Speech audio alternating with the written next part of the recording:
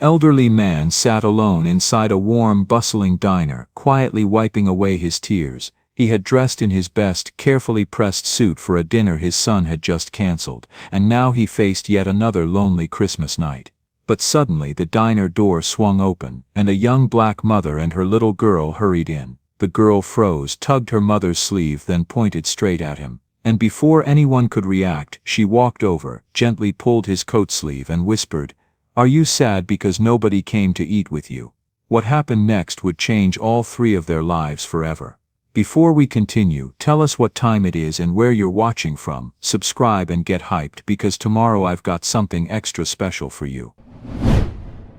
The snow fell soft and steady over Tampa Bay that Christmas Eve, a rarity for Florida that made the night feel like something borrowed from a dream. Inside Rosie's Diner on Dale Mabry Highway, the windows glowed warm against the dark, and the smell of roasted turkey and cinnamon rolls filled the air. Henry Mitchell sat alone at table 7, a table set for two. He was 74 years old, though his hands looked older, weathered and spotted, trembling slightly as he adjusted the silverware that didn't need adjusting. He wore his good suit, the charcoal one he'd bought 20 years ago for his wife Margaret's funeral and had worn only for special occasions since. The fabric was worn at the elbows, the collar slightly frayed, but he'd pressed it carefully that afternoon, wanting to look presentable. For his son. David was supposed to meet him at 7. They'd made plans 3 weeks ago, a rare dinner together, just the two of them, like they used to have before David's life became consumed by hospitals and board meetings and charitable galas where tickets cost more than most people earned in a month. Henry checked his phone for the 4th time in 10 minutes. The screen was cracked, he dropped it last month, and couldn't figure out how to get it repaired, but he could still read the messages clearly enough. Nothing new. Around him families laughed and celebrated. A young couple fed their baby girl mashed sweet potatoes, her face covered in orange mess, her giggles infectious. An elderly pair sat holding hands across their table, not speaking but present, together. 3 generations gathered at a long table near the window, grandchildren climbing over their grandfather's lap while he pretended to be a monster, and they shrieked with delight. Henry watched them and felt the emptiness in his chest grow heavier. At 7:15 his phone finally buzzed. He grabbed it so quickly he nearly knocked over his water glass. His heart lifted for just a moment before plummeting as he read the words on the screen. "Dad, I'm so sorry, emergency at the hospital, can't make it, I'll call you tomorrow. Merry Christmas." Henry stared at the message for a long time. He read it 3 times, as if the words might change meaning, might reveal some hidden promise that his son would still come, would still choose him, over whatever crisis demanded attention tonight. But the words stayed the same. He set the phone down carefully and looked at the empty chair across from him. The waiter had already brought bread and set out a second napkin, had filled both water glasses. "It's okay," Henry whispered to himself, his voice barely audible over the diner's cheerful chaos. "He's busy. Important work, people need him." But his eyes burned with tears he refused to let fall. Not here, not in front of all these happy families. He raised his hand to signal the waiter, a young man with kind eyes who'd been watching Henry with poorly concealed concern, and started to ask for the check. Started to go home to his small apartment where no lights were waiting, where no stockings hung by any fireplace, where the television would be his only company. But before he could speak, the door chimed, and 2 people stepped inside. A woman and a little girl, both bundled against the unexpected Florida cold in mismatched scarves and knit hats.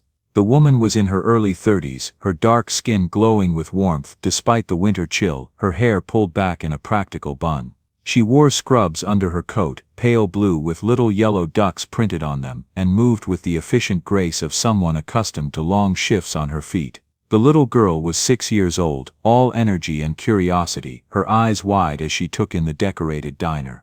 She wore a purple coat 2 sizes too big, probably a hand-me-down, and light-up sneakers that blinked red and green with every bouncing step. "Mama, look," the girl exclaimed, tugging on the woman's hand. "They have hot chocolate with marshmallows." The woman Nina smiled down at her daughter with the kind of love that made Henry's chest ache. "We'll see, baby, let's find a table first." The hostess led them across the diner, and as they passed table 7, the little girl stopped. She looked directly at Henry, her gaze settling on the empty chair across from him, then moving to his face. Her expression shifted from curiosity to something that looked like recognition, though they'd never met. "Mama," she whispered, loud enough for Henry to hear. "Why is that man crying?" Nina followed her daughter's gaze and saw what Henry hadn't realized. Tears were indeed sliding down his weathered cheeks, slow and silent. He wiped at them quickly, embarrassed, turning his face away. "Zoe, honey, it's not polite to," Nina started, but Zoe had already pulled free of her mother's hand. The little girl walked straight to Henry's table and looked up at him with the fearless compassion only children possess. "Are you sad because nobody came to eat with you?" she asked simply. Henry opened his mouth but found he couldn't speak. The directness of the question, the genuine concern in this child's eyes, broke something open inside him that he'd been trying to keep sealed. He nodded, just once. Zoe's face broke into a radiant smile. "Mama, can we sit with him? Christmas is for being together. Nobody should eat alone on Christmas." Nina's first instinct was to apologize, to pull her daughter away, to respect this stranger's privacy and dignity. She'd worked enough shifts in the community hospital to know that sometimes people wanted to be left alone with their grief. But she also saw something in Henry's face, a desperate gratitude, a longing so profound it made her heart hurt. "I don't want to intrude," Nina said gently, meeting Henry's eyes, "but if you'd like some company, we'd be happy to join you."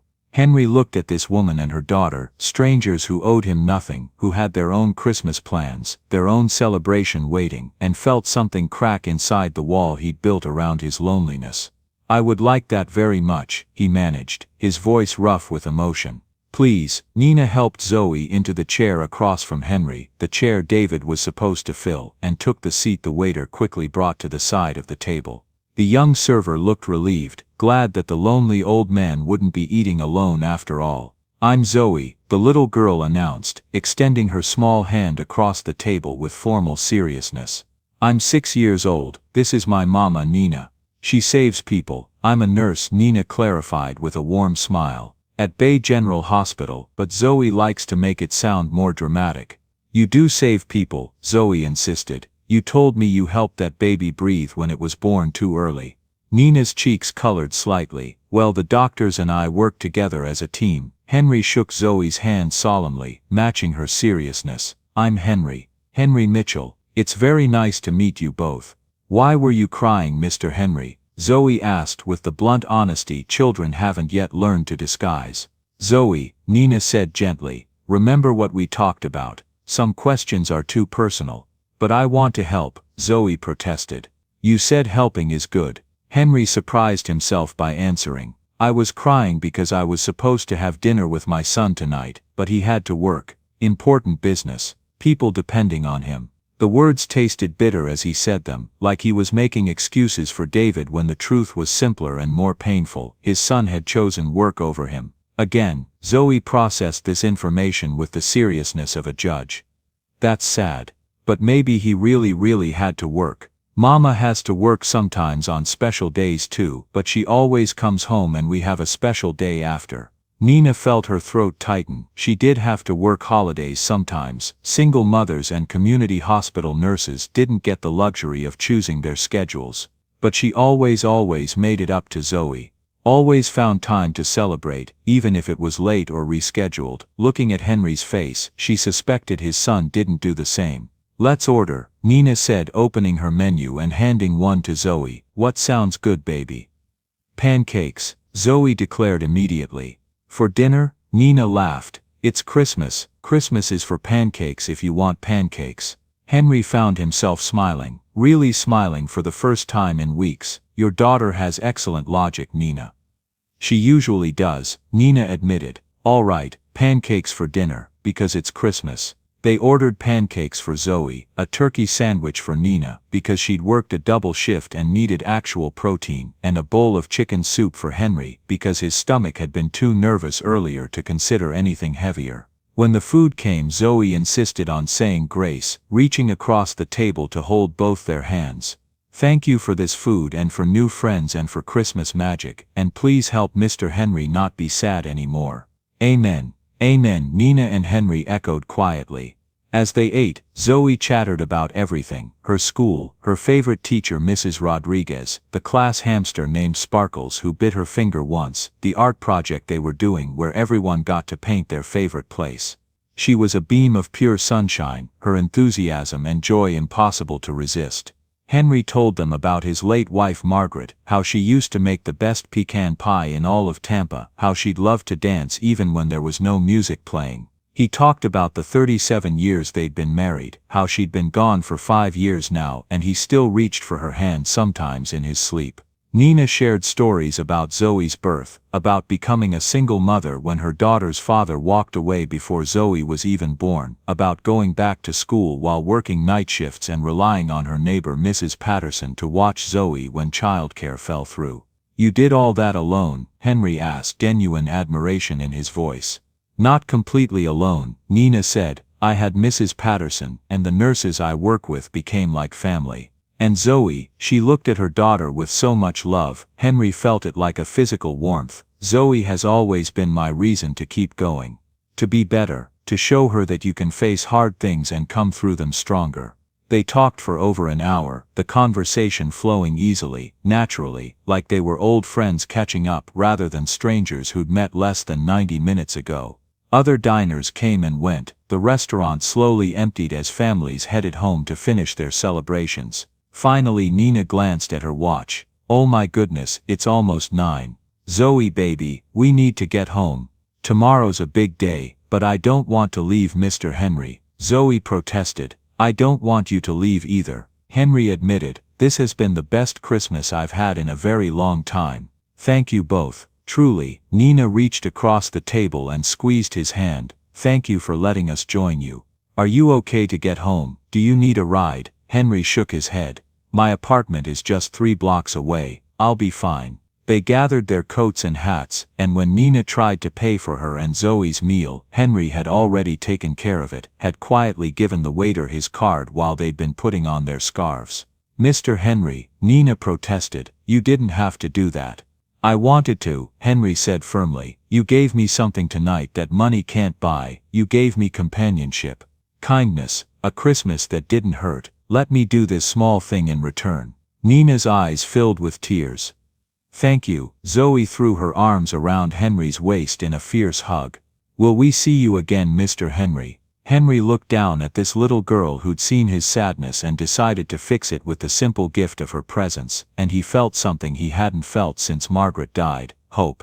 "I would like that very much," he said. Nina pulled out a pen from her purse and wrote her phone number on a napkin. "Call me if you need anything, or if you just want company. We live in the Riverside neighborhood, not far from here."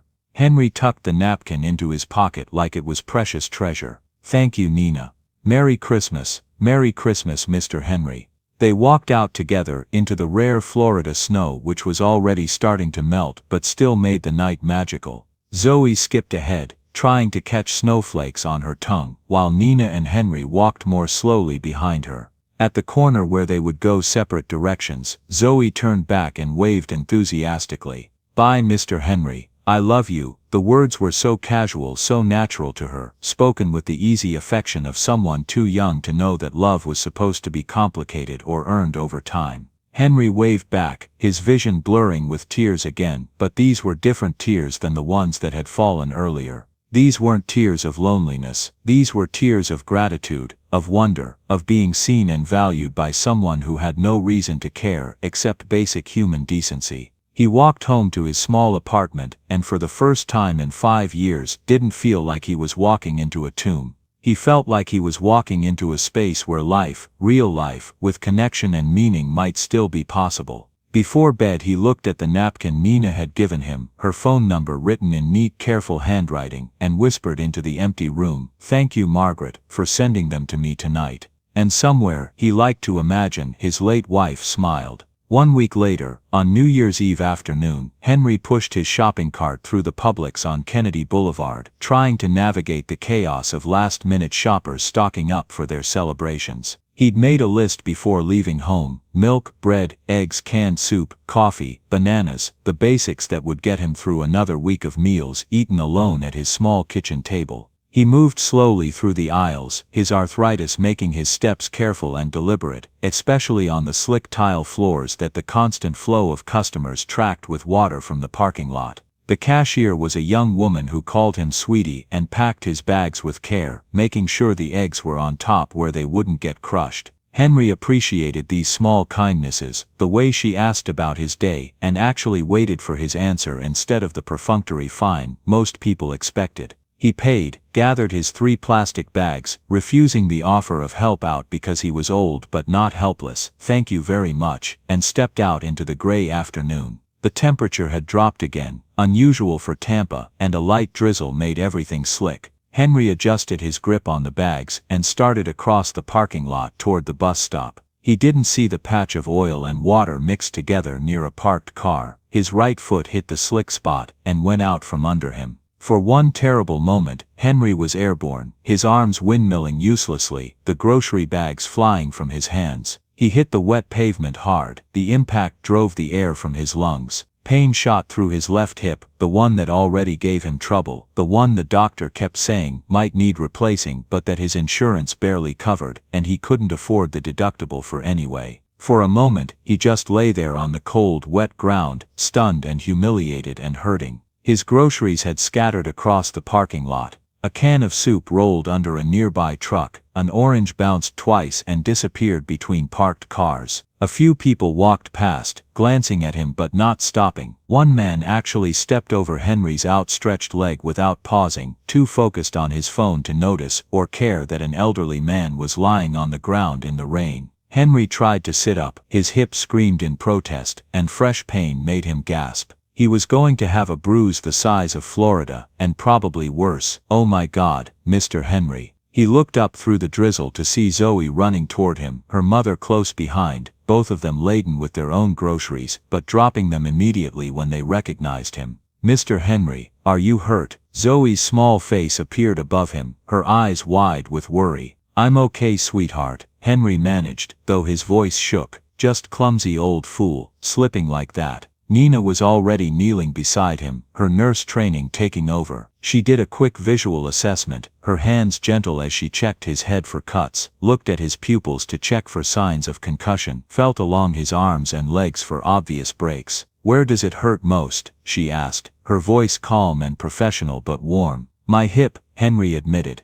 "Left side. It's an old problem." "Okay, I'm going to help you sit up slowly. Tell me if anything feels wrong." Nina positioned herself carefully and helped Henry into a sitting position, supporting his weight with surprising strength. Zoe had already run to gather his scattered groceries, chasing down the errant orange and crawling under the truck to retrieve his soup can. "Can you stand?" Nina asked. "Take your time, there's no rush." "I think so." But when Henry tried to put weight on his left leg, pain shot through his hip so sharply he nearly fell again. Only Nina's firm grip kept him upright.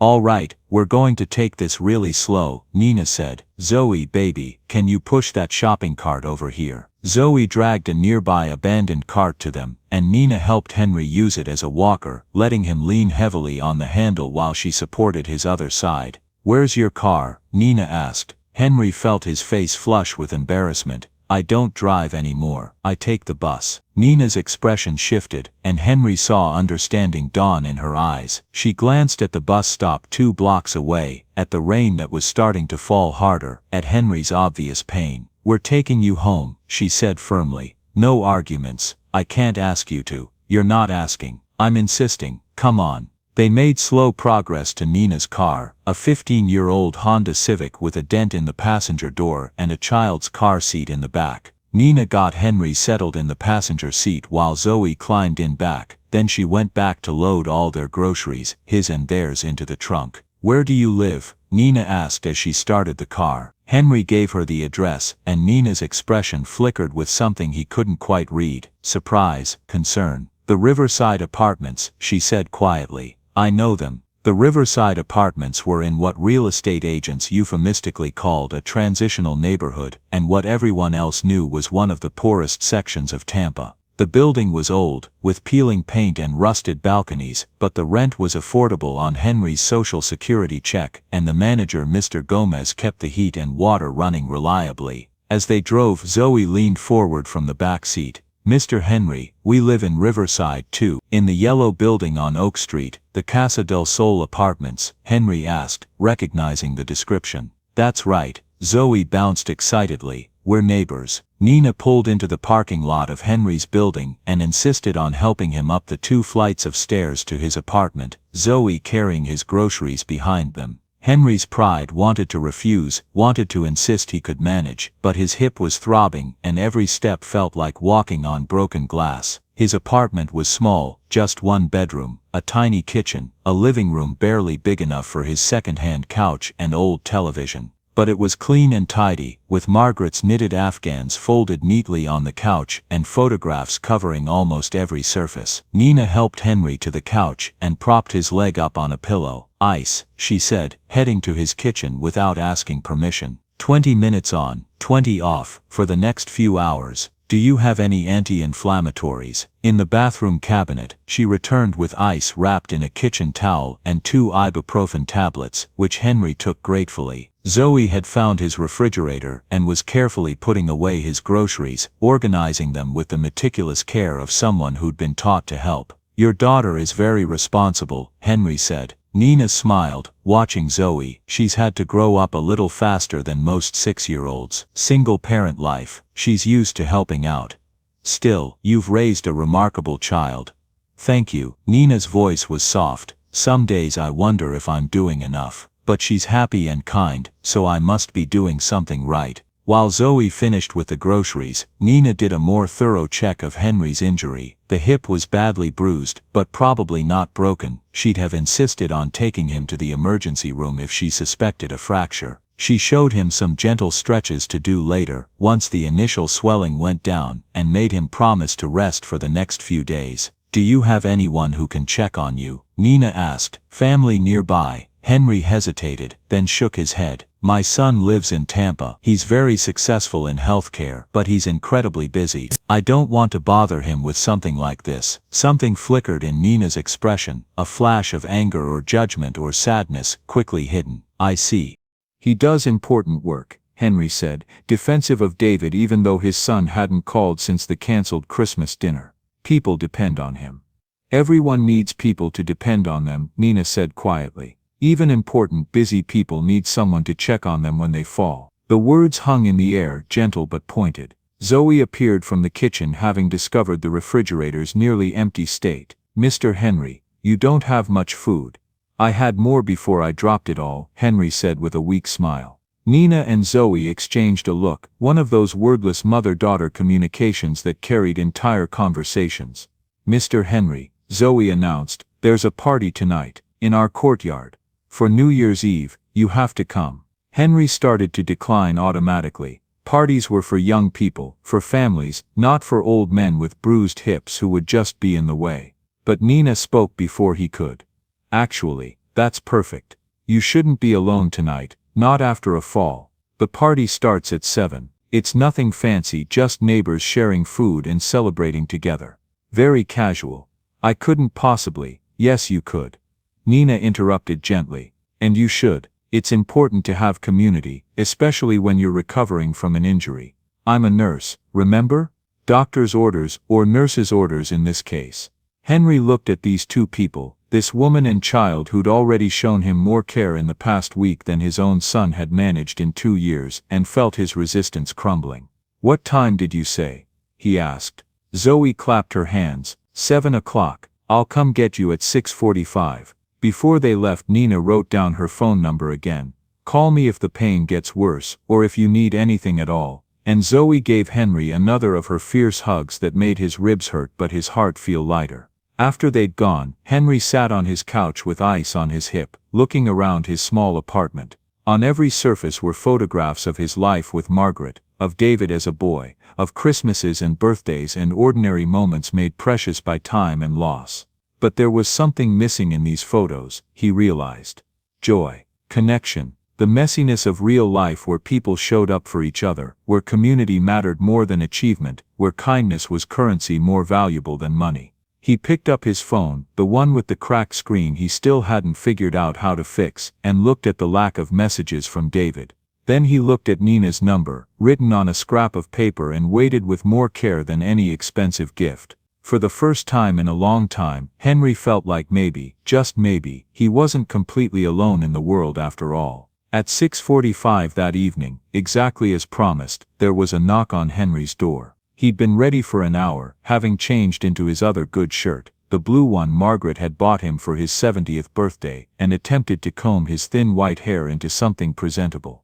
His hips still ached, but the ice and rest had helped considerably, and he could walk with only a slight limp as long as he moved carefully. When he opened the door, Zoe stood there in a sparkly silver dress that was slightly too big and silver shoes that looked like they came from a princess dress-up set. She'd insisted on looking fancy for the party, Nina explained, appearing behind her daughter in jeans and a warm sweater, practical but pretty. "You look very beautiful, Zoe," Henry said seriously. Zoe twirled, the dress spinning out around her. "Thank you, you look handsome too, Mr. Henry." "Ready for the party, as ready as I'll ever be."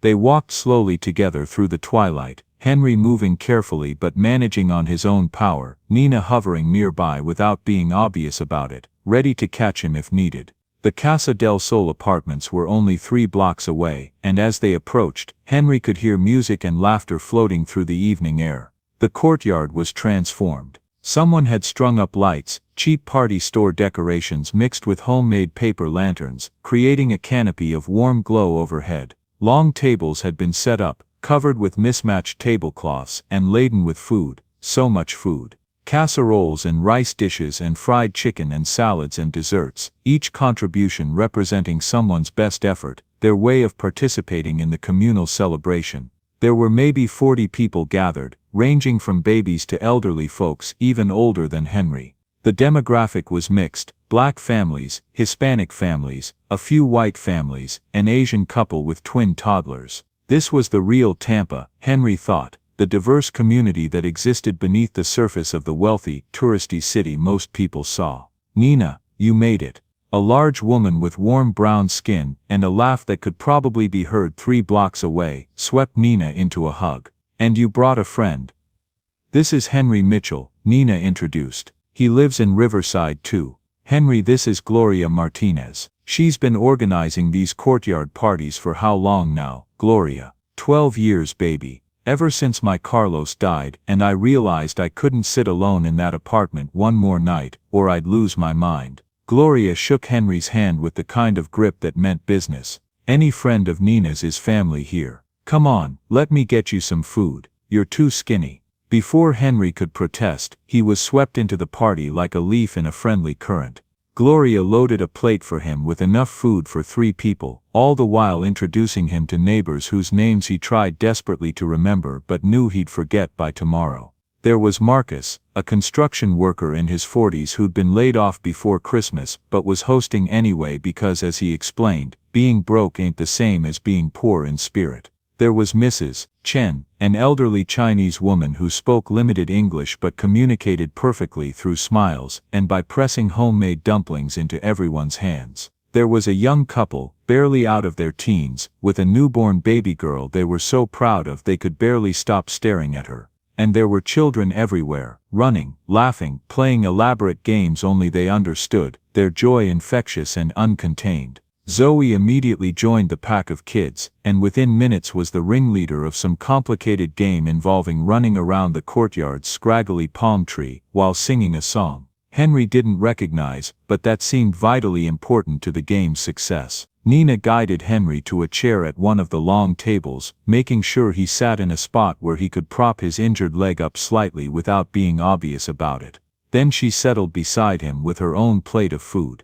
"This is amazing," Henry said, looking around at the celebration. "How did all this come together?" "Community," Nina said simply. "Nobody here has much money. Most of us work 2 jobs just to make rent, but we have each other. When Marcus got laid off, 3 families brought him groceries without being asked. When Mrs. Chen was sick last month, people took turns checking on her and making sure she ate. When my car broke down and I couldn't afford to fix it, Marcus spent his Saturday under the hood until he got it running again." She took a bite of rice and beans, savoring it. "Gloria's right, if we all stayed in our apartments being lonely and struggling alone, we'd lose our minds. But together we're rich in all the ways that actually matter. Henry felt something in his chest tighten. He lived 3 blocks away in a building full of people he'd never met, never spoken to beyond brief nods in the hallway. He'd been so consumed by his own loneliness that he'd never even considered that community might be available if he just reached out. "How did you find this?" he asked Nina. "When you moved here with Zoe," Nina smiled, remembering. "I didn't find it, it found me. My second week in the building, Zoe got sick, high fever, couldn't keep anything down, and I had to work, or I'd lose my shift. I was panicking, trying to figure out what to do, when Gloria knocked on my door. She'd heard Zoe crying through the walls." Nina's voice grew soft with gratitude. "Gloria took one look at the situation and said, 'Baby, you go to work, I'll watch this little one.' I didn't even know her name yet.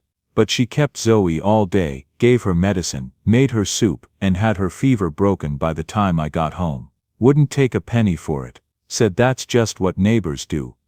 She looked around the courtyard at the laughing, eating, celebrating community. "After that, I was hooked. These people became my family, more real than my actual family ever was." Henry absorbed this, thinking about his own choices. He'd isolated himself after Margaret died, had pushed away the few friends they'd had as a couple, had told himself it was easier to be alone than to burden others with his grief and need. And his son David, when was the last time David had asked for help, or admitted he needed support? When was the last time either of them had been part of something bigger than themselves? "Mr. Henry," Zoe appeared at his elbow, slightly out of breath from running. "Come dance, please." "Oh, I don't think, my hip." Henry started to decline, but Zoe grabbed his hand with both of hers, tugging gently. "Just a little dance, a small one, please." Someone had turned up the music, and several couples were now swaying together near the string lights. The song was something Latin, rhythmic and warm, the kind of music that made even standing still feel impossible.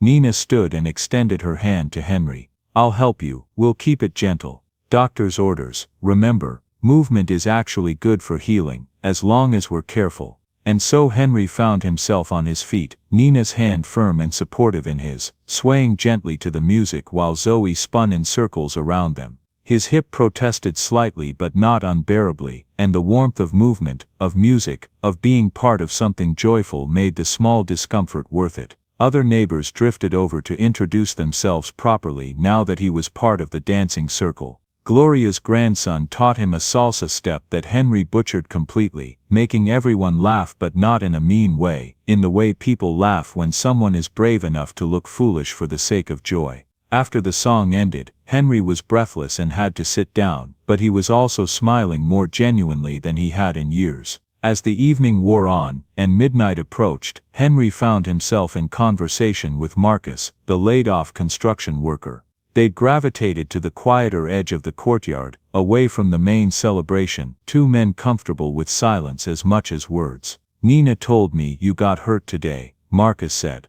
"That fall looked nasty from what she described." "Hip okay, better than I expected," Henry admitted. "Nina took good care of me. She's remarkable, she and Zoe both. Best people I know," Marcus agreed. "Nina's been through hell, single parent, nursing job that barely covers rent. Zoe's father never paid a dime of child support.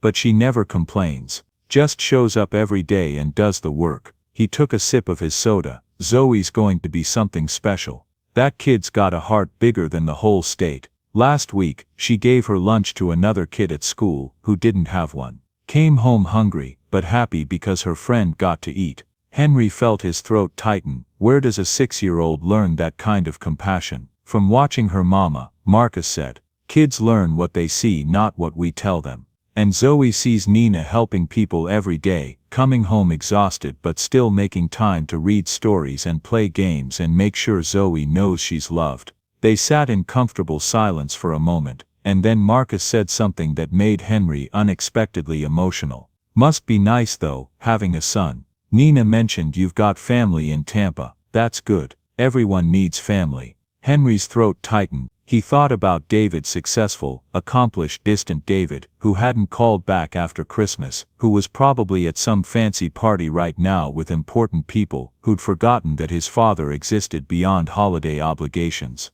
"I have a son," Henry said carefully. But family isn't always about blood, sometimes it's about who shows up.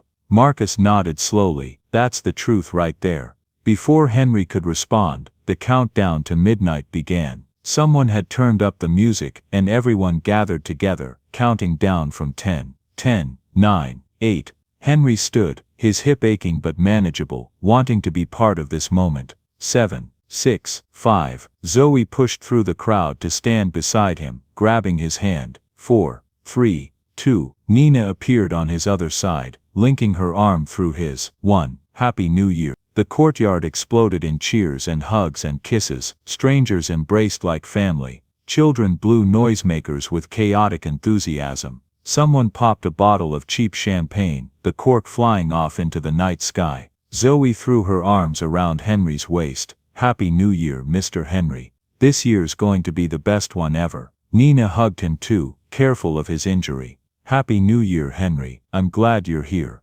Henry looked around at these people, his neighbors, though he'd never realized it until tonight. People who welcomed strangers and shared what little they had, and found joy in the simplest things. He thought about his apartment 3 blocks away, about the lonely hours he'd spent there mourning Margaret and feeling forgotten by his son. He thought about David's beautiful house in the wealthy part of Tampa, with its professionally decorated rooms that felt more like a museum than a home. And he thought about this courtyard, with its cheap decorations and mismatched tables and food that came from love rather than money, and he understood something fundamental that he'd forgotten somewhere along the way. Home isn't about buildings, or money or success. Home is about people who show up, people who care, people who make room at their table for lonely old men who fall in parking lots. Thank you, he whispered to Nina and Zoe, though the words felt inadequate for what they'd given him.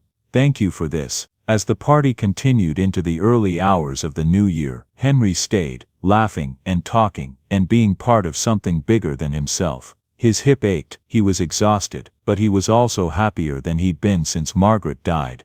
And somewhere, in a fancy hospital across town, David Mitchell worked through New Year's Eve without once thinking to call his father. But for the first time in a long time, Henry didn't mind quite as much, because he wasn't alone anymore. The new year brought with it a shift in Henry's life that was subtle at first but grew more profound with each passing week. Nina started stopping by his apartment several times a week, usually in the early evening after her shift at Bay General ended. She'd knock gently, mindful that he might be resting, and let herself in when he called out. Sometimes she brought Zoe with her, sometimes she came alone during Zoe's after-school program hours. At first her visits were purely practical. She'd check his hip, assess his healing, make sure he was doing the gentle exercises she'd taught him. She'd peek in his refrigerator, with a nurse's critical eye, mentally cataloging what he was actually eating versus what he should be eating. Henry, you can't live on canned soup and white bread, she'd scolded gently on her third visit, discovering his nearly empty kitchen. Your body needs real nutrition, especially while it's healing. I manage fine, Henry protested weakly, though they both knew it was a lie. The next evening, Nina appeared with a container of homemade chicken and rice, still warm from her stove. I made extra, it'll just go to waste if you don't eat it. It was a gentle fiction, and they both knew it. Nina barely had enough money to feed herself and Zoe, let alone make extra food. But she'd found ways to stretch her meals, to cook in larger batches that could feed her small family and still leave something to share. Henry accepted the container with hands that trembled slightly, not from age or injury, but from emotion. You don't have to do this, I know, Nina said simply. I want to. The food was delicious, seasoned with spices that reminded Henry of Margaret's cooking, made with care that he could taste in every bite. He ate it slowly that evening, savoring not just the flavors but the kindness it represented. After that, food appeared regularly, never too much, never overwhelming, just enough to supplement his meager groceries and make sure he was actually eating. Nina would drop off containers with careful instructions. Reheat this for 3 minutes, don't let it boil, and Henry would dutifully follow them. But the visits became about more than just food and medical check-ins. Nina would sit with him for a while, usually with a cup of tea. Henry learned to keep stocked especially for her visits. They'd talk about their days, their lives, the challenges they faced and the small victories they celebrated. Nina told him about the hospital, about patients who touched her heart, and moments that reminded her why she'd become a nurse, despite the long hours and low pay. She talked about a baby born premature at just 27 weeks who'd been in the NICU for months, but was finally going home. About an elderly patient with dementia who didn't remember her own daughter, but always smiled at Nina and called her sunshine. About the exhaustion of double shifts and the frustration of never quite making enough money, no matter how hard she worked. I applied for nursing school, Nina told him one evening in late January, her voice carrying a mixture of hope and fear. To get my RN license instead of just being an LPN. It would mean better pay, more opportunities. But it's 2 years of school, and I'd have to cut my hours at work, and I don't know how I'd manage tuition, and rent and taking care of Zoe all at once. You'd find a way, Henry said with certainty. You're the most capable person I know, Nina. If anyone can make it work, you can. Her eyes shimmered with tears she didn't let fall. Thank you for believing in me. Sometimes I need someone else to believe first, before I can believe in myself. Henry shared his own stories too, about his life with Margaret, about running a small accounting business before retirement, about David's childhood when things were simpler, and they were closer. He talked about the distance that had grown between him and his son, about feeling invisible in his own family, about wondering if he'd done something wrong to make David pull away. You didn't do anything wrong, Nina said firmly. Some people just get lost in their own success. They forget that titles and money don't mean much if you don't have people who genuinely care about you. He's doing important work, Henry said, but with less conviction than usual. Everyone's work is important if it helps people, Nina countered gently. I clean bedpans and change sheets and hold hands when people are scared. That's important too. Value isn't measured by prestige or salary. These conversations became the highlights of Henry's weeks. For the first time since Margaret's death, he had someone who genuinely listened, who cared about his thoughts and feelings, who treated him like a person with value rather than an old man to be tolerated. But it was Zoe's visits that truly transformed his life. The little girl would burst into his apartment like a small hurricane of energy and joy, always with something new to share. A drawing from art class, a story about school, a rock she'd found that looked exactly like a heart if you squinted right, a joke she'd learned that made absolutely no sense but that she delivered with such enthusiasm Henry couldn't help but laugh. Mr. Henry, look, she'd hold up a painting of something that might be a cat, or might be a dinosaur. It was hard to tell, but her pride in it was unmistakable. For you. For your refrigerator, and Henry would ceremoniously hang it with a magnet, right alongside the growing collection of Zoe's artwork that now covered his once bare refrigerator door. She'd curl up beside him on the couch, so trusting and comfortable, and ask him to tell her stories about the old days. Henry would tell her about when Tampa was smaller, about going to the beach before all the hotels were built, about Margaret and their courtship, in a time before cell phones and internet made everything feel so rushed and disconnected. Did you love her a lot? Zoe asked one afternoon, her small face serious as she studied a photograph of Margaret that sat on Henry's end table. Very much, Henry said quietly. More than I knew how to say most of the time. Mama says love is showing up. Like when she's really tired but still reads me stories before bed. That's love, even if she doesn't say the words. Zoe looked at Henry with her wise beyond her years eyes. Did you show up for her? Henry felt his throat tighten. I tried to. I didn't always succeed, but I tried. That's good, Zoe declared with the certainty of someone who'd figured out life's important truths. Trying counts. Through Zoe and Nina's regular visits, Henry's apartment slowly came back to life. The air smelled less stale, laughter echoed off walls that had been silent for too long. The television stayed off more often because conversation was better than any show. Henry found himself looking forward to their visits with an anticipation that made his days feel purposeful again. He'd straighten his apartment before they came, not wanting them to see his things in disarray. He'd make sure he had juice boxes for Zoe, the kind with the little straws that she loved. He'd look up jokes on the library's computer during his weekly visits, memorizing them so he could make Zoe giggle. In February, Nina taught him how to video call on his cracked screen phone. It took several patient attempts, but finally he mastered the technology well enough to call and see Zoe's face on his screen when she wanted to show him something she couldn't wait until their next visit to share.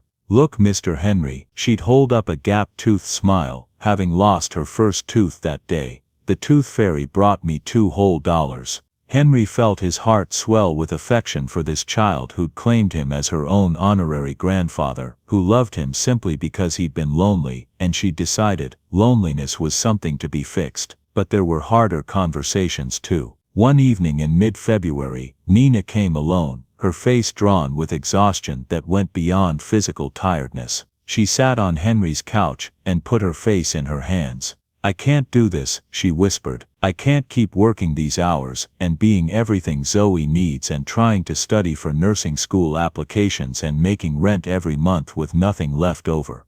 I'm drowning, Henry. I'm drowning and I don't know how to stop." Henry moved to sit beside her, not touching but close, present. "Tell me what you need."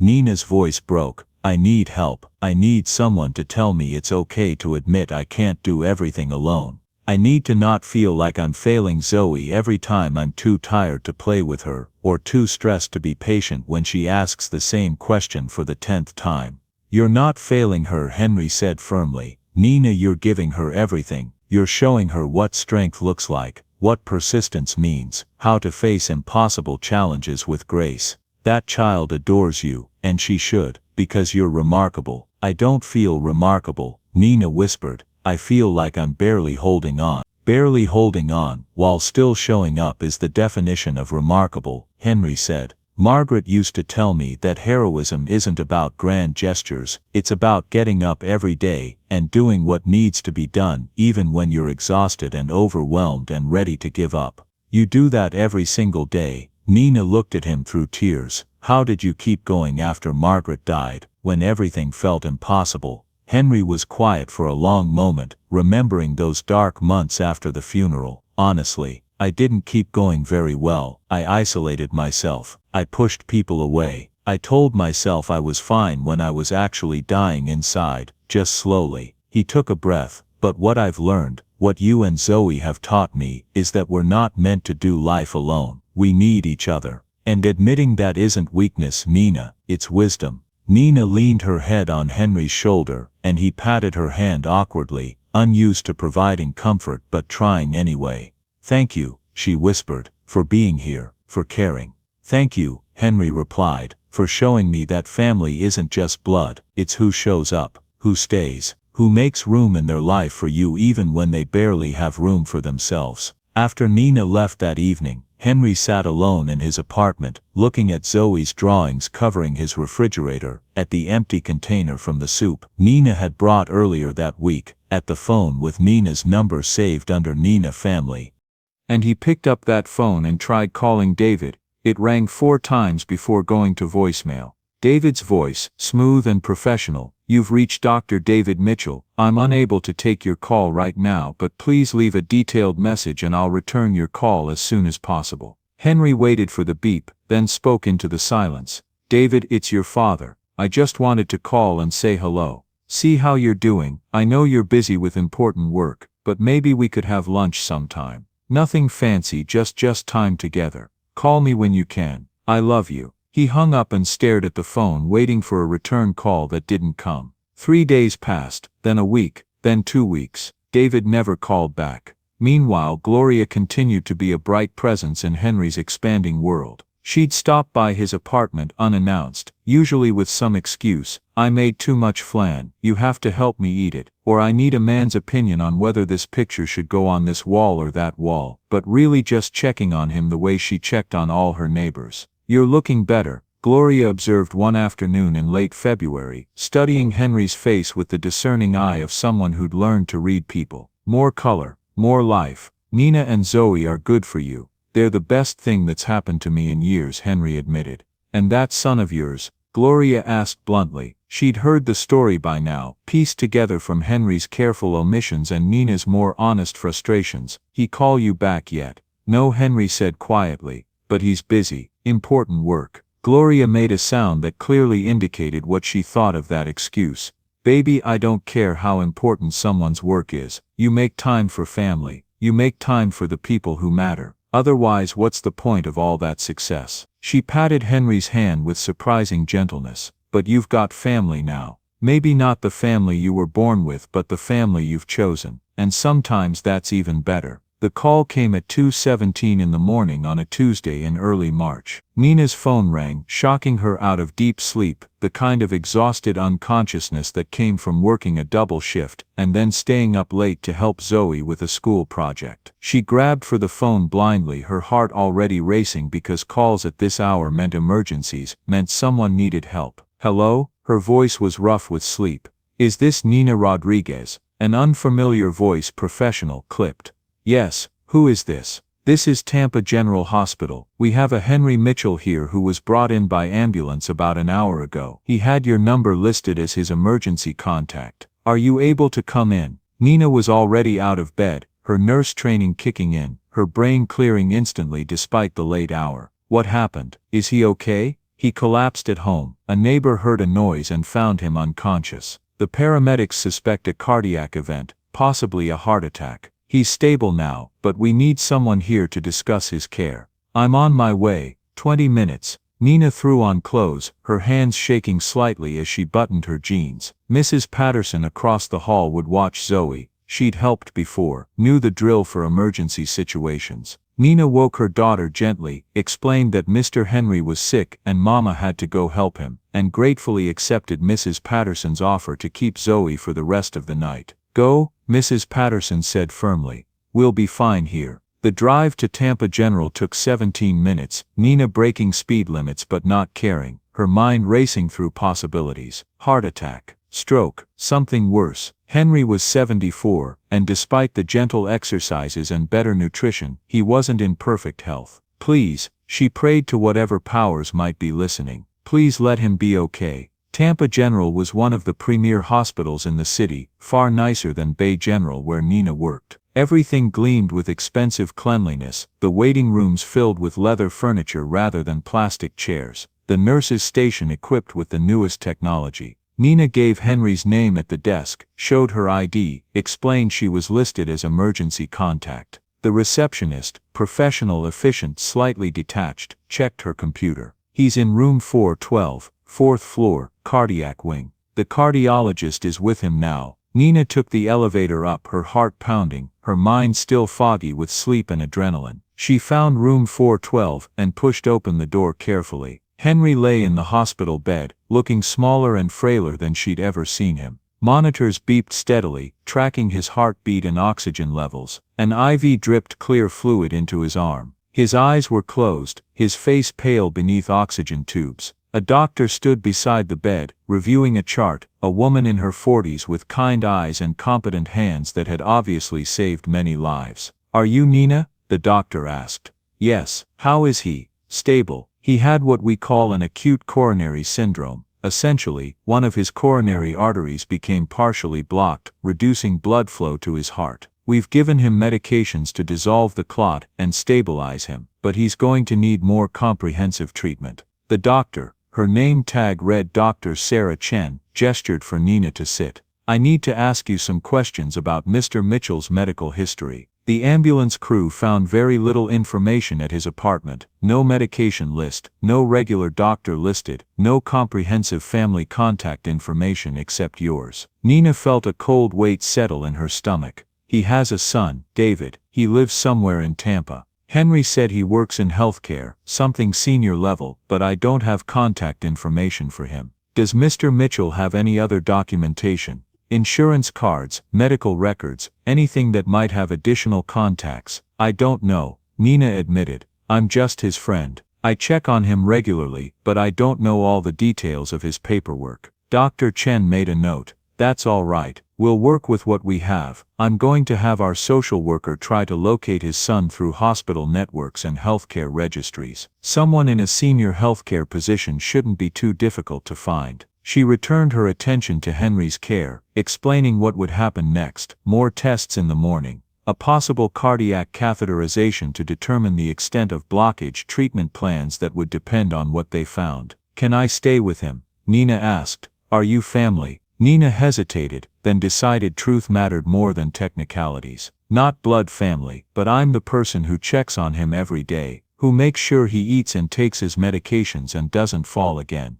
I'm the person who actually shows up. Doctor. Chen studied Nina's face, saw the fierceness there, the protective love that had nothing to do with legal relationships. Then yes, you can stay. I'll make a note in his chart that you're authorized to receive medical information and make decisions if he's unable to. She paused at the door. I'm going to have our staff search for his son. This is the kind of situation where families should be notified. After Dr. Chen left, Nina pulled a chair close to Henry's bed and took his hand gently. His skin was papery thin, cold despite the warm blankets covering him. Hey, she whispered, you scared me. You can't do that, okay? Zoe and I need you around. Henry's eyes fluttered open, unfocused at first, then gradually clearing as he recognized her. Nina, his voice was barely a whisper, rough from the oxygen tube. I'm here, you're okay. You're at Tampa General, and they're taking good care of you. What happened? Henry asked, confusion evident in his tired eyes. Your heart, something about a blockage, but they've stabilized you, and you're going to be fine. Henry's hand tightened weakly around hers. I don't want to be a burden. Stop it, Nina said firmly, but gently. You're not a burden, you're family. And family takes care of each other.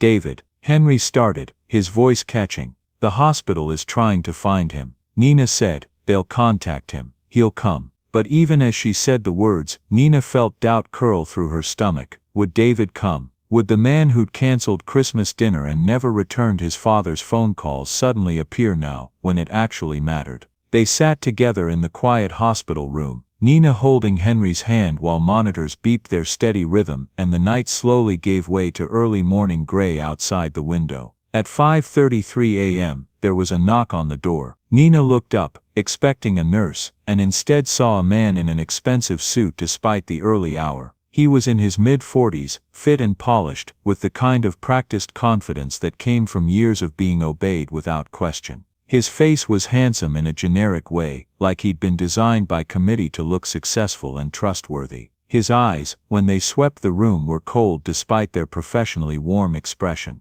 This, Nina understood immediately, was David Mitchell. He looked at his father in the hospital bed, at the monitors and IV and oxygen tube, and his face remained carefully neutral. Then his gaze moved to Nina, assessment clear in his eyes. Who are you? Why are you here? What do you want? I'm Nina Rodriguez, she said, not standing, not letting go of Henry's hand. I'm Henry's friend, Dr. David Mitchell, he replied, the title clearly important to him. I'm his son. Henry's eyes opened at his son's voice. David, Dad. David moved closer to the bed, but not as close as Nina sat. What happened? The hospital called me at 3 a.m. They found my contact information through the healthcare administrator network. My heart, apparently, Henry said with a weak attempt at humor. Getting old. You should have called me, David said, and his tone carried reproach. If you'd been having symptoms, if something was wrong, I didn't want to bother you. Henry whispered, and Nina felt fury rise in her chest at those words, at what they revealed about this relationship.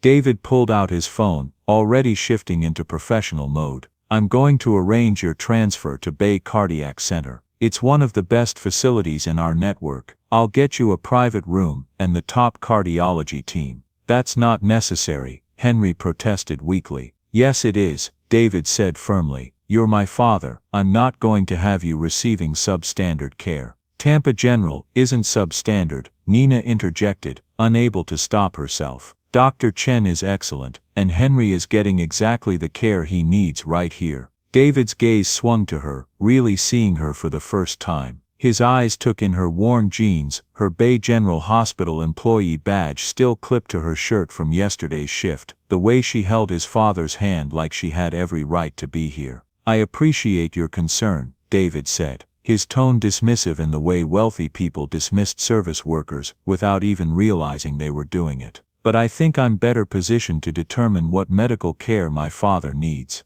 Really? Nina kept her voice level, professional, but couldn't quite hide her anger. When's the last time you took him to a doctor's appointment? When's the last time you knew what medications he was taking, or what his blood pressure runs, or whether he's been eating properly? David's expression flickered, something like shame crossing his features before being replaced by defensive irritation. "I've been busy with—" "Everyone's busy," Nina interrupted. "That's not an excuse for abandoning your father." The word abandoning hung in the air like an accusation. David's face flushed with anger, or embarrassment, or both. "I haven't abandoned anyone," he said tightly. "I've been working building a healthcare organization that serves thousands of patients. I'm sorry if I haven't had time for social calls." He had a heart attack alone in his apartment at 2 a.m. Nina said, her voice sharp now, her protective instincts for Henry overriding any impulse toward diplomacy. "He's been living on canned soup and social security checks in a rundown apartment because he's too proud to tell you he's struggling. He spent Christmas alone because you canceled dinner for a meeting, so yes, I'd call that abandonment."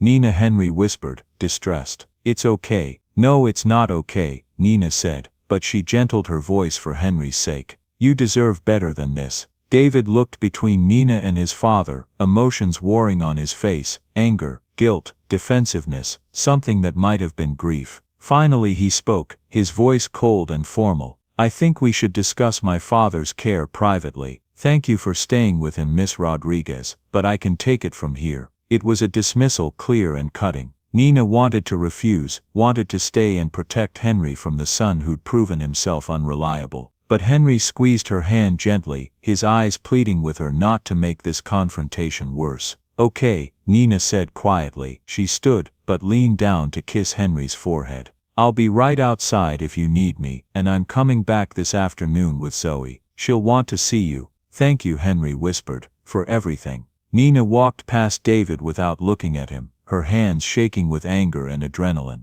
In the hallway she leaned against the wall and took several deep breaths, trying to calm her racing heart. Through the partially open door she could hear voices, David's professional tone, Henry's weaker responses, a conversation that sounded more like a business transaction than a father and son reunion. Her phone buzzed, a text from Mrs. Patterson. "Zoe is asking about Mr. Henry. What should I tell her?" Nina typed back, "Tell her he's going to be okay. I'll be home in an hour." But as she waited in the hallway, Nina realized something that made her stomach twist with anxiety. She just yelled at a senior healthcare executive, someone powerful in Tampa's medical community, someone who could, if he wanted to be vindictive, make her life very difficult. She'd called him neglectful, accused him of abandoning his father, challenged his decisions about care. But even thinking about possible consequences, Nina found she didn't regret her words. They'd needed to be said. Henry deserved someone willing to fight for him, even if that fight came with a price. Nina drove home as dawn broke over Tampa, her mind racing through what had just happened. She confronted David Mitchell in a hospital room, had called him out for neglecting his father, had made it clear she thought he was failing at something fundamental, and she'd do it again in a heartbeat.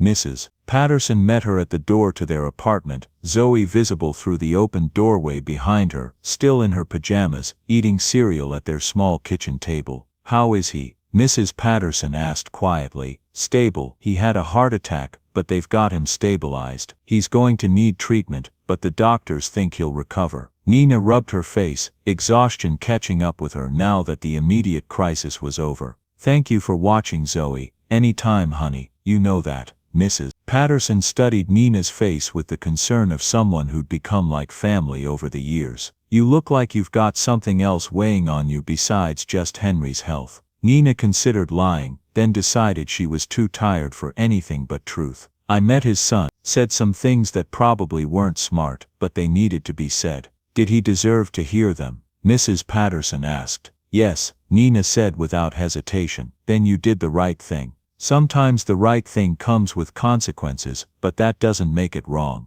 Mrs. Patterson patted Nina's arm. "Go be with your baby, get some sleep. Whatever happens next, you'll face it together." Zoe looked up when Nina entered, her small face anxious. "Is Mr. Henry okay, Mama?" Nina sat down at the table and pulled Zoe into her lap, holding her daughter close. "He's okay, baby. His heart got sick, but the doctors are helping him. He's going to need to stay in the hospital for a little while to get better." "Can we visit him?" "Yes. This afternoon after you finish school. I'll pick you up early and we'll go see him together." Zoe relaxed against her mother's chest. "I want to bring him one of my drawings, so his hospital room isn't boring." That's a perfect idea, Nina said, kissing the top of her daughter's head. Why don't you make him something special after school? After dropping Zoe off at school later than usual, but Nina had called ahead to explain the family emergency, Nina went home and collapsed into bed. She meant to sleep for just an hour or two, then get up and prepare for whatever might come next. She slept for 5 hours, deep and dreamless, her body claiming the rest it desperately needed.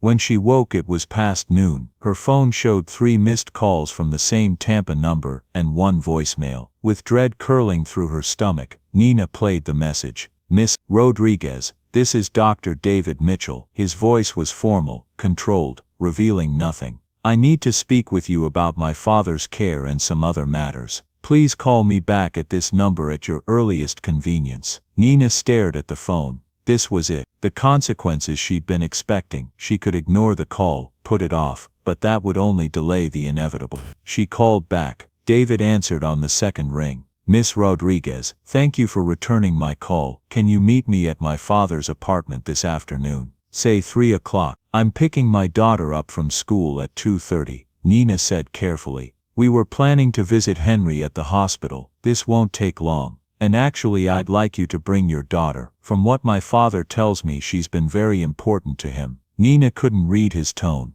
Was this a good sign or a bad one? All right, 3 o'clock, I'll be there. She hung up and immediately called Gloria. I need a favor. Can you watch Zoe for me this afternoon for about an hour? Of course, baby. What's going on? Nina explained quickly. Henry's heart attack, David's call, the impending meeting that felt like it could go very wrong. You want me to come with you? Gloria offered. As backup. No, but thank you. I need to face this myself. Nina paused. But pray for me, okay? I might need it. Already on it, honey. At 2:30, Nina picked up Zoe from school. Her daughter bounced into the car, clutching a carefully rolled piece of construction paper. I made Mr. Henry a picture of all of us, Zoe announced. You and me and him all holding hands with a big sun because sunshine makes people feel better. Nina felt tears prick her eyes. That's beautiful, baby. He's going to love it. Are we going to see him now? Soon. First Mama has to take care of something. You're going to stay with Miss Gloria for a little bit, okay? Zoe's face fell slightly but she nodded with the resilience of a child used to her mother's complicated schedule. Okay, but tell Mr. Henry I'm coming to see him soon. After dropping Zoe at Gloria's apartment, where she was immediately swept into preparations for some elaborate craft project involving glitter and pasta, Nina drove to Henry's building with her heart pounding. David's car was already there, a sleek black Mercedes that probably cost more than Nina would earn in 3 years. He stood beside it, looking slightly out of place in the rundown parking lot, though he'd changed from his suit into more casual khakis and a button-down shirt. Miss Rodriguez, he greeted as she approached. Thank you for meeting me. How's Henry? Nina asked immediately. Stable, resting. The cardiologist wants to do a catheterization tomorrow to assess the blockage and determine if he needs a stent. David gestured toward the building. Shall we? They walked up to Henry's apartment in tense silence. David pulled out a key. Nina noticed his hands trembled slightly as he unlocked the door. How long has it been since you've been here? Nina asked quietly. David's jaw tightened. Too long. Years, probably. I didn't realize how small it was, how sparse. The apartment looked exactly as it had the last time Nina visited, except now it felt different seeing it through David's eyes. She noticed things she'd become used to, the worn furniture, the dated decorations, the careful economy of everything. On the refrigerator, Zoe's drawings covered every surface, bright and cheerful against the old appliance. David stood in the middle of the small living room, looking around like he was seeing evidence of a crime. His face had lost its professional composure, replaced by something rawer, grief, guilt, shock. How long has he been living like this? David asked quietly. Like what? Nina challenged, defensive on Henry's behalf. Alone, struggling. In an apartment barely big enough for one person, in a neighborhood that, he stopped, seemed to choose his words carefully. This isn't what I thought his life looked like. What did you think it looked like? Nina asked. I've been paying his rent and medical bills for the past 3 years. David said. I arranged it through my assistant. Payments go directly to the building management and to his healthcare providers. I thought he was fine, comfortable. I didn't realize, his voice broke slightly, I didn't realize he was living like this despite the money I was sending. Nina's anger softened slightly at the genuine distress in David's voice. When's the last time you actually visited him? Saw his life with your own eyes instead of assuming everything was fine. Before my mother died, David admitted, 5 years ago. After she passed, I couldn't. Coming here meant remembering her, and I couldn't handle that. So I stayed away and told myself I was still being a good son because I was taking care of his financial needs. He moved to the refrigerator, studying Zoe's drawings with an expression Nina couldn't quite read. My father told me about you and your daughter this morning. About Christmas Eve at the diner. About the New Year's party. About all the times you've checked on him and brought him food and made sure he wasn't alone. He turned to face Nina, and his expression was complex. Guilt, gratitude, defensiveness, and something that might have been shame. He also told me you work at Bay General, that you're an LPN working toward your RN. Nina's spine stiffened, waiting for whatever was coming next. I want to apologize, David said, the words clearly difficult for him. For this morning, for being dismissive, for treating you like you didn't have the right to be protective of my father when you've clearly been more present in his life than I have. Nina hadn't expected an apology. Okay, she said carefully. Can I tell you something? David sat down on Henry's worn couch, suddenly looking less like a powerful healthcare executive and more like a tired, guilty son. And will you be honest with me about whether I'm just making excuses? Okay, Nina said again, taking the chair across from him. After my mother died, I threw myself into work. It was how I coped, by building, achieving, helping other people's families instead of dealing with my own grief. I told myself I was honoring her memory by becoming successful, by running a healthcare network that serves thousands of patients. He looked down at his hands, but somewhere along the way I stopped seeing my father as a person and started seeing him as an obligation. A responsibility to be managed rather than a relationship to be maintained. I arranged for his bills to be paid, made sure he had financial support, but I stopped showing up. David's voice grew rougher. I canceled Christmas dinner because I had a conference call with hospital board members in Atlanta. Important business, I told myself. People depending on me, but my father was depending on me too, and I chose strangers over him. Why? Nina asked. Not unkindly. Because it was easier, David admitted. Because seeing him reminded me of my mother and how much I missed her and how scared I was that I'd lose him too. Because I didn't know how to be with him without her there as a buffer. Because I told myself he was fine, he had his life, he didn't need me hovering. He looked at Nina with eyes that finally showed real emotion. I was wrong about all of it, and it took a stranger you to show me what I should have seen myself. Nina sat back, processing this. He talks about you constantly. How proud he is, how important your work is, how he doesn't want to be a burden. He's convinced himself that your absence is fine because you're doing such good things in the world. But that's not what he deserves, David said. He deserves a son who shows up, who calls, who makes time, who values him more than professional success. They sat in silence for a moment, the truth heavy between them. Why did you want me to meet you here? Nina finally asked. David stood and walked to the kitchen, opening cabinets, seeing the sparse contents. Because I needed to understand how he's been living, what his actual life looks like, not the version I've been imagining, where everything was fine because I was paying bills. He turned to Nina. And because I need your help. My father clearly trusts you and your daughter more than he trusts me right now. I want to do better, be better, but I don't know how. And I think he needs you in his life, regardless of what I do or don't manage to fix in our relationship. I'm not going anywhere, Nina said firmly. Henry's family to us. Real family. I know, and I'm grateful for that. David pulled out his phone and showed her something on the screen, an application form. This is for the Emerson Healthcare Nursing Scholarship Program. Full tuition for RN school plus a living stipend, in exchange for working within our network for 3 years after graduation. You'd keep your current salary while going to school, and the program includes childcare assistance. Nina stared at the form, her heart racing. I don't understand. Bay General is part of the Emerson Healthcare Network. David explained. I'm the CEO of the entire organization. When my father mentioned you were applying to nursing school, I looked up your employment file. Your supervisors have been recommending you for advancement programs for 2 years, but you kept getting passed over because you didn't have the right credentials or connections. He met her eyes. This scholarship program already exists. I'm just making sure you know about it and have a direct path to apply.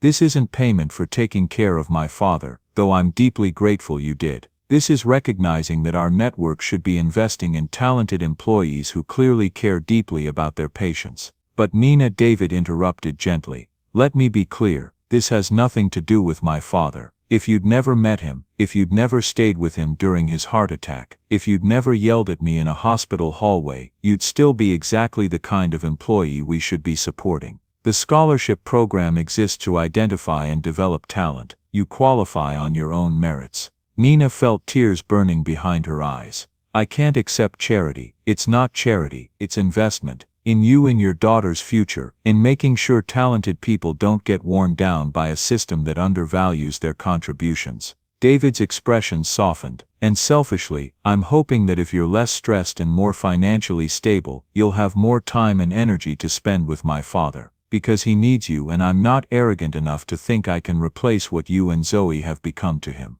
Nina looked around Henry's small apartment, at Zoe's drawings on the refrigerator, at the photographs of Margaret and memories of a life that had once been fuller, and she thought about what it would mean to accept this opportunity, to go to school, to become an RN, to provide better for Zoe, to still have time and energy for Henry without stretching herself so thin she broke. I'll apply, she said finally, but I'm going through the regular process. If I get accepted, it'll be because I earned it. I wouldn't have it any other way, David said. But Nina, you should know that the selection committee reviews applications blind. They won't know who you are or your connection to my father. Your qualifications will speak for themselves. He stood to leave, then paused at the door. Can I ask you something? Okay, would you be willing to help me reconnect with my father, to tell me when I'm getting it wrong, to call me out when I'm making excuses, to help? His voice broke slightly. To help me be the son he deserves before it's too late.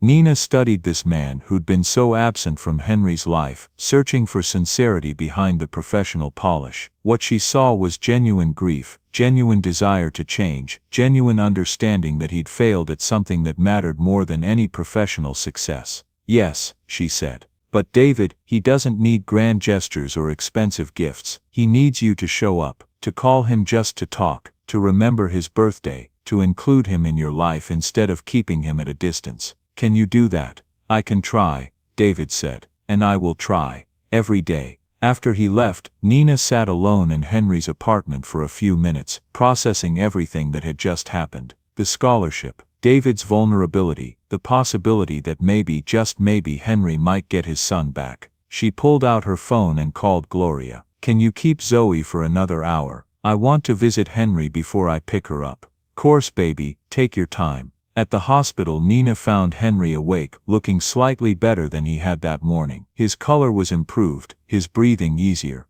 Nina, he said, his face lighting up, you came back. Of course I came back. Did you think I wouldn't? She pulled a chair close to his bed and took his hand. How are you feeling?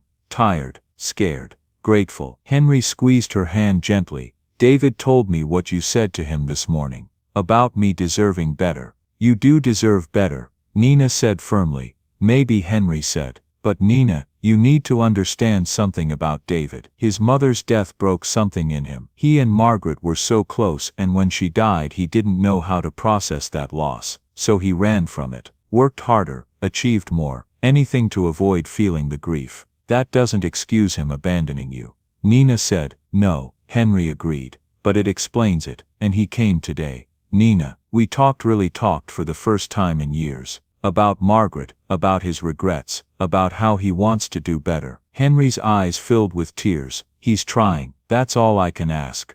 Nina felt her throat tighten. He offered me a nursing scholarship, to go to RN school. Good, Henry said firmly. You deserve that. You deserve support and opportunity and recognition for how hard you work. I told him I'd only accept if I earned it fairly. You will, Henry said with certainty. Nina, you're extraordinary. Don't let your pride keep you from accepting help when it's offered honestly. They sat together in comfortable silence for a while, Nina holding Henry's hand while machines beeped their steady rhythm and the afternoon sun slanted through the hospital window. "Thank you," Henry said quietly, "for seeing me when I felt invisible, for showing up when my own family didn't, for being exactly who you are." "Thank you," Nina replied, "for letting Zoe sit at your table on Christmas Eve, for being open to friendship even when you were hurting, for becoming the grandfather she never had." The next 3 months transformed all their lives in ways both dramatic and subtle. Henry underwent the cardiac catheterization and received a stent to open his blocked artery. The procedure was successful and his prognosis was good. With proper medication, diet changes, and regular exercise, he could expect to live many more years. David arranged for his father to move out of the small riverside apartment and into a larger, safer place. A comfortable 2-bedroom condo with ground floor access, a small garden plot Henry could tend, and neighbors who were mostly elderly themselves, creating a built-in community of people who checked on each other. "It's too much," Henry protested when David first showed him the place. "It's what you need," David countered firmly. "And before you argue, let me explain something. You have resources, Dad. The money from selling your and Mom's house, your retirement savings, her life insurance. You've been living like you're broke when you're not." Henry's face flushed. "That money, it's from her. From the life we had together. Spending it felt like living without her." David finished gently. "I know, but Dad, she would want you to be comfortable, to be safe, to have a place where Nina and Zoe can visit without climbing 2 flights of stairs, to have a garden again like you used to have with her." Henry's eyes filled with tears. "How do you know what she'd want?" "Because she told me," David said quietly. "Right before she died, she made me promise to take care of you, to make sure you were okay. And I failed at that promise for 5 years. Let me start keeping it now." So Henry moved, and David helped him every step of the way. They sorted through belongings together, David hearing stories about objects he'd forgotten existed, his childhood drawings, Margaret's collection of vintage teacups, photo albums, documenting decades of memories. "I didn't know you kept all this," David said, holding a report card from his 3rd grade year. "Your mother kept everything," Henry said softly. "She said memories mattered more than anything money could buy." They worked side by side for days, packing and unpacking, and slowly, painfully, began to rebuild their relationship. David started visiting twice a week, usually Wednesday evenings and Sunday mornings. At first it was awkward. Father and son sat together in Henry's new living room, searching for topics of conversation that didn't involve medical updates or weather commentary. Years of distance couldn't be bridged in a few uncomfortable afternoons. But slowly, carefully, they began to remember how to talk to each other.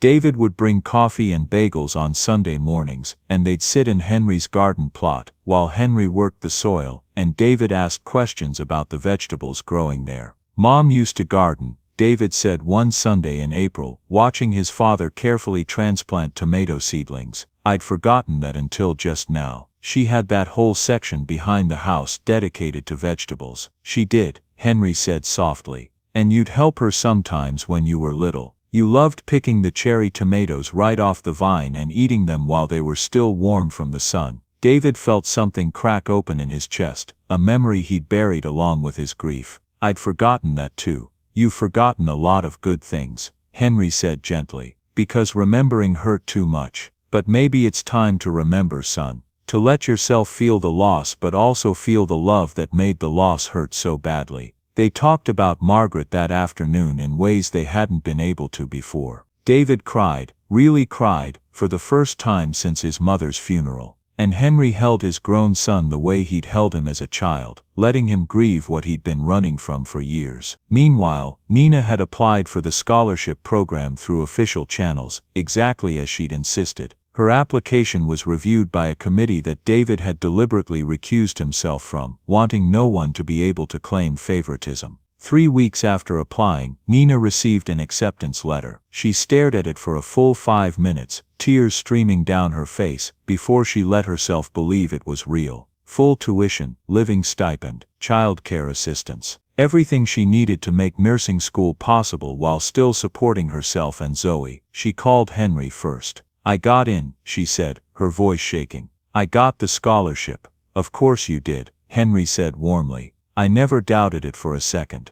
I start in August, 2 years of school, and then I'll be an RN, a real registered nurse with better pay and more opportunities, and her voice broke, a future that looks different than just struggling forever. I'm so proud of you, Henry said. Margaret would have been proud too. She always said the people who worked hardest deserved the most recognition. Gloria was ecstatic when Nina told her the news, insisting on hosting a celebration dinner at her apartment with all the neighbors. This is how we do things, Gloria declared. When one of us succeeds, we all celebrate. The dinner was loud and chaotic and perfect, with too much food and too many people crammed into Gloria's small apartment, everyone toasting Nina's achievement and Zoe's proud announcement that my mama is going to be a real nurse and save even more people. Henry attended, looking healthier now than he had in months, his cheeks fuller from regular good meals, his eyes brighter from consistent social connection. David came too, looking slightly overwhelmed by the enthusiastic chaos, but clearly trying to understand this community that had become so important to his father. Your dad's doing really well, Marcus told David during a quiet moment on Gloria's tiny balcony. The change in him since Christmas has been incredible. You've got good people looking after him. I know, David said quietly. I'm grateful for that, and I'm trying to do better myself.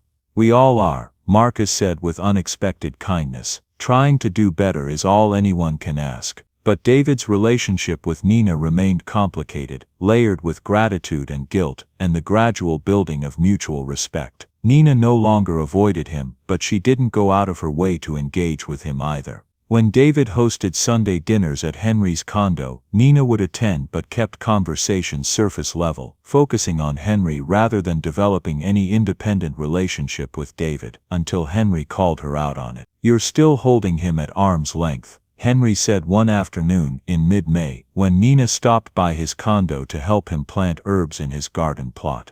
I'm not, Nina started to protest. You are, Henry interrupted gently, and I understand why. But Nina, what David did or didn't do in the past doesn't change what he's trying to do now. He's showing up, he's trying to build a relationship with me that actually matters, and he genuinely wants you and Zoe to be part of that because you're important to me. It's complicated, Nina said. Why? Nina sat back on her heels, dirt on her hands, trying to articulate the tangle of emotions. Because I was so angry at him for how he treated you. For all those years he was too busy to care. And even though he's trying now, I can't just forget that. I can't just pretend it didn't hurt you. You're not pretending anything, Henry said firmly. You're acknowledging that people can change. That's different. He put down his trowel and turned to face her fully. Nina, let me tell you something Margaret used to say. She said that forgiveness doesn't mean pretending someone didn't hurt you. It means acknowledging the hurt and choosing to believe people can change anyway. But how do you know he won't just get busy again and disappear? Nina asked. I don't know, Henry admitted. But I choose to believe he means it because the alternative is staying bitter and angry and robbing both of us of the relationship we could have now. And because he's shown up consistently for 3 months, that counts for something. Nina thought about her own father, who'd walked away when she was 12 and never come back. She'd spent years angry at him, had let that anger shape her relationships and her ability to trust, and she realized she was projecting that onto David, punishing him for another man's failures. You're right, she said quietly. I've been unfair. Come to dinner on Sunday, Henry said. Bring Zoe. Let's be a family together. Complicated, imperfect, but trying. That's all any of us can do. So that Sunday Nina and Zoe showed up at Henry's condo at noon. David was already there, grilling hamburgers on the small patio behind Henry's garden, looking domestic and slightly uncertain in casual clothes instead of his usual professional attire. Nina, Zoe, I'm glad you came, David said, his relief evident. Mr. David, Zoe ran to him without hesitation, having clearly decided at some point that he was friend rather than foe. Mr. Henry said, you make the best hamburgers in all of Florida. I don't know about that, David said with a laugh, but I definitely try. Lunch was easier than Nina expected. They ate outside in the spring sunshine, Henry telling stories about Margaret that made them all laugh, Zoe chattering about school and her latest art projects, David sharing funny stories about hospital administrators and medical conference disasters. Nina found herself relaxing, laughing at David's self-deprecating humor, seeing glimpses of the man Henry remembered from before grief had made him run. After lunch, while Zoe helped Henry water his tomato plants, David approached Nina as she cleared plates. "Can we talk?" he asked. "Just for a minute." "Okay," Nina said carefully. They stepped inside the condo, where the air conditioning was a relief from the Florida heat.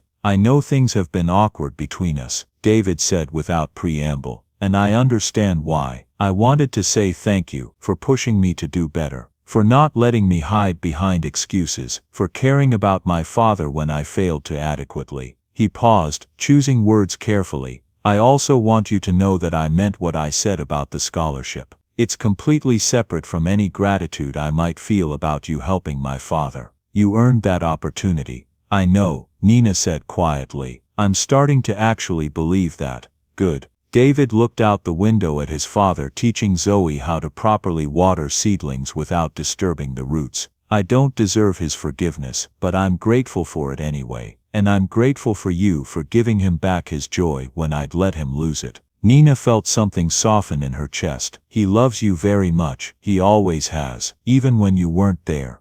"I know, which makes it worse, somehow." David's voice was rough. "But I'm trying to earn that love now, to be worthy of it." They stood in companionable silence for a moment, and Nina realized something important. David wasn't her enemy. He was a flawed man trying to fix his mistakes, just like everyone else. And maybe that deserved respect rather than continued judgment. "Come on," she said, gesturing toward the door. "Zoe's probably convinced your father to let her plant flowers in every available space. We should intervene before his whole garden becomes a chaotic flower explosion." David laughed, a real laugh, genuine and warm. "That doesn't sound so bad actually. Henry could use more chaos and joy in his life." Over the next several weeks, Sunday dinners became a regular tradition. David would bring groceries and cook, Henry would supervise and tell stories, Nina would help and gradually let her guard down, and Zoe would charm them all with her enthusiasm and endless questions about everything.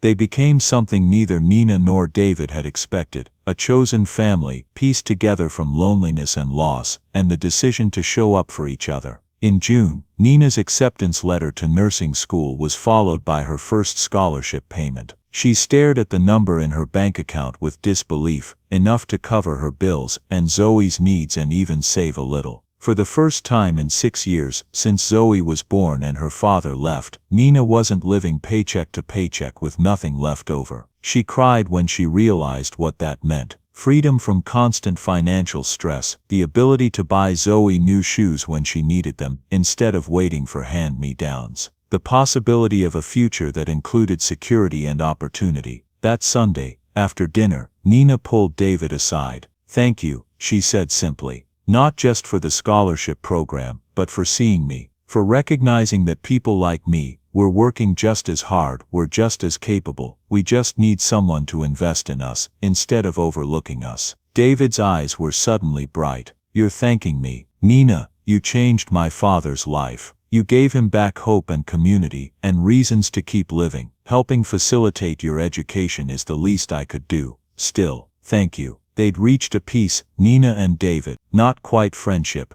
There was still too much history, too much complexity, but mutual respect and shared love for Henry that bound them together. And Henry, watching them interact with growing ease, felt his heart fuller than it had been in years. He had his son back, not perfectly, not without occasional missteps and difficult conversations, but genuinely back in his life. He had Nina and Zoe, who'd shown him that family could be chosen, that love didn't require blood connections, that showing up mattered more than any grand gesture. He had Gloria and Marcus and the entire Riverside community, who'd welcomed him without hesitation, who'd taught him that wealth wasn't measured in money but in people who cared. He had his health recovering, his garden growing, his days filled with purpose and connection. One evening, in late June, as he sat in his garden watching the sunset paint Florida's sky in shades of pink and gold, Henry thought about Margaret.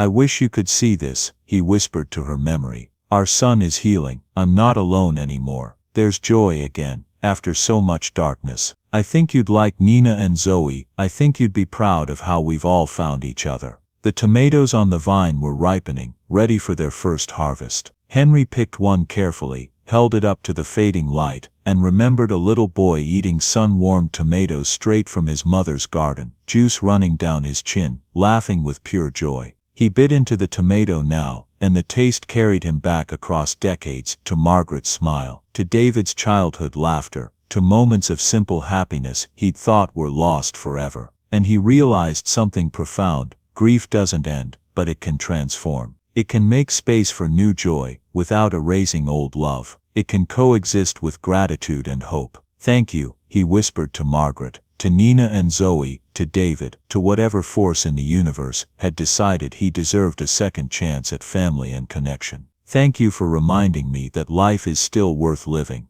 Join us to share meaningful stories by hitting the like and subscribe buttons. Don't forget to turn on the notification bell to start your day with profound lessons and heartfelt empathy.